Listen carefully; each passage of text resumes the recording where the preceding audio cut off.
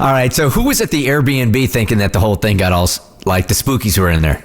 That was me. My friends and I take a annual golf trip every year. This year we decided to do two. One was a bigger, more extravagant one. We all went out to Utah, and then we decided to do one that was a little more low-key in Birmingham.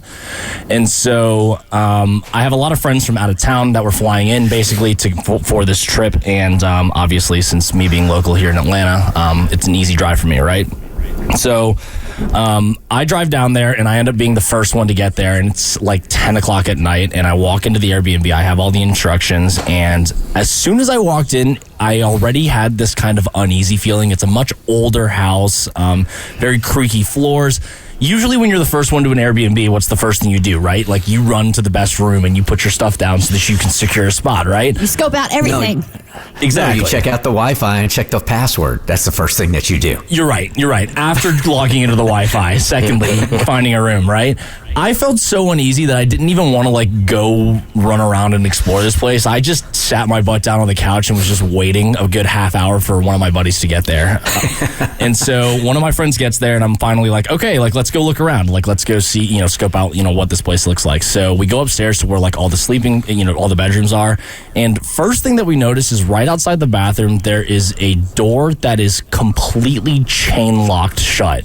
There's like 3 different locks on it and a chain going across the entire front of it. So already feeling pretty uneasy about that, right?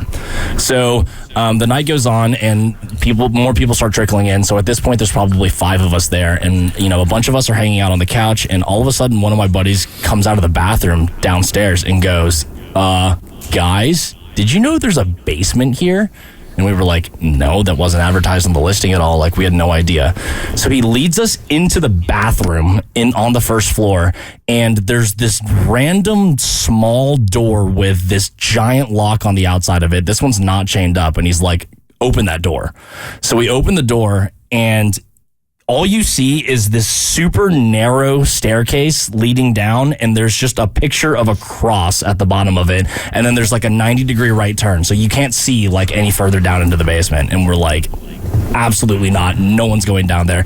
Of course, being curious as we are, we might have been a few drinks deep at this point. We're like, all right, well, we got to go explore and like see what's down here, right? Who got the lucky? Who drew the short straw of having to be the one to go down first? One of my friends was trying to be like, Mr. Macho Man, is like, guys, it's fine. Like, don't worry about it. And just like kind of takes the charge, like going downstairs. So Christian, I took a video of this. Go ahead. If you've ever watched any one of these movies at all, you're probably sitting there watching going, why would you even go down there? And here you are in that situation, and you make a beeline down there. That's if you died, it would be your own fault. I completely agree. 2 people stayed behind. Like, it was just pure morbid curiosity on my end. I would have been one of those too. Yeah.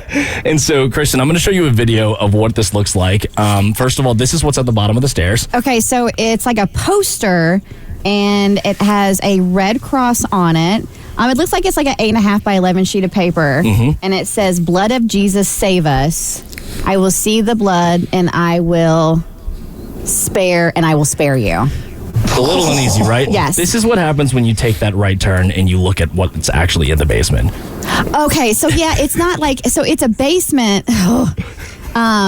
You see all the pillars, the brick pillars from underneath. It's like a sub-basement. There's nothing finished about this basement, whatever. It's just like the dirt floor and all of the foundational aspects of underneath the house. Exactly. It looks straight out of your horror movie. It's unfinished, exposed, like no drywall or anything. It's like a crawl space, but in a basement size. Exactly. And it's really dark, and there's, of course, one light bulb that's flickering that you have to pull the channel on.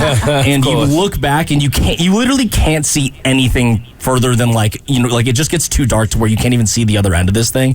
And that was enough for us. We packed it up and went upstairs. It was like this bathroom that was downstairs was one of the 2 that had a shower in it. And that night when I took a shower in there, I took a shower with the curtain fully open so that I could keep an eye on this door. Smart man. It freaked me out so bad, and everyone was really uneasy about it. Yeah. I'm not staying either, man. I am gone. But you stayed in the place, just went upstairs. Yeah, we stayed upstairs, and everyone was like, all right, well, it looks like everyone needs to put back at least a 12-pack in order to be able to safely sleep tonight. That's the only way that I was going to be able to fall asleep.